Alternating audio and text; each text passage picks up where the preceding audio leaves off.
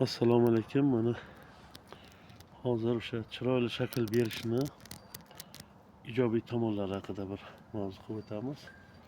Mana Xudo xolasa Peshku limonchilik maktabi tajribasi asosida mana shu limonlarimiz 4 yil davomida shakl berib kelingan. Mana deyarli yerga tegmay turibdi.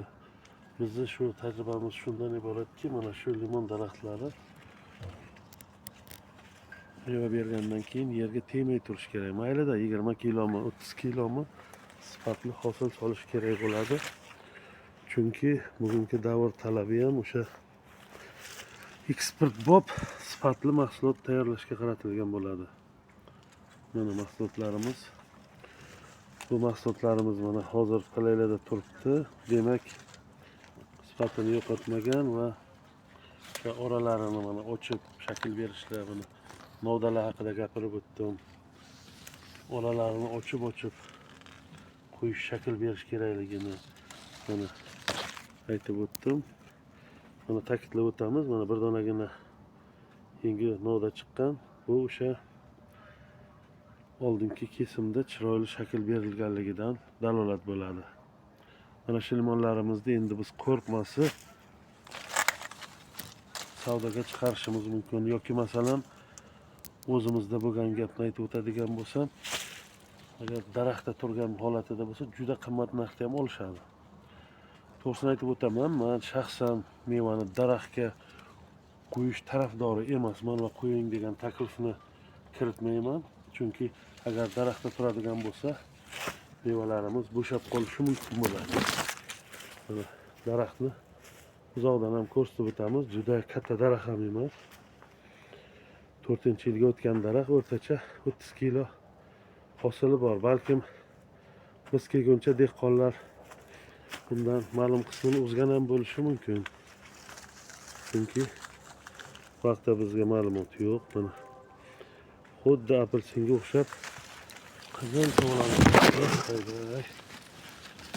Shuning uchun taklifimiz shakl berish ko'p narsaga bog'liq. O'sha hosilimizni sifatli bo'lishiga, eksport bo'lishiga ham bog'liq bo'ladi. Shuning uchun albatta biz shunga kuchni qaratamiz. Mana o'sha kesayotgan paytimizda ham novdalarni orasini ochib, xoli qilib kesamiz. Mana mevalar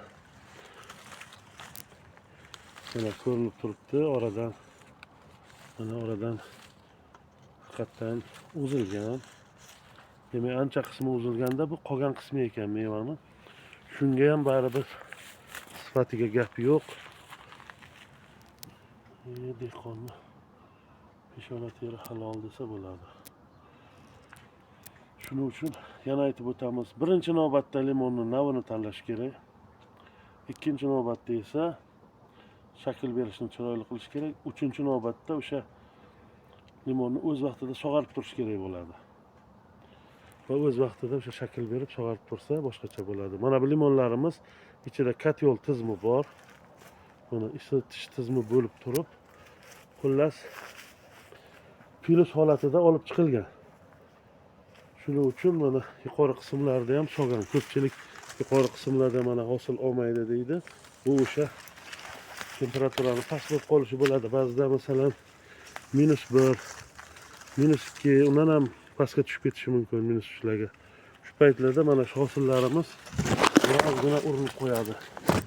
Shularni hisobga olib tushuncha berib o'tamiz. Xullas mana shu limonzorga sizlarni ham taklif qilib qolamiz. Adresini aytib o'tamiz. Samarqand viloyati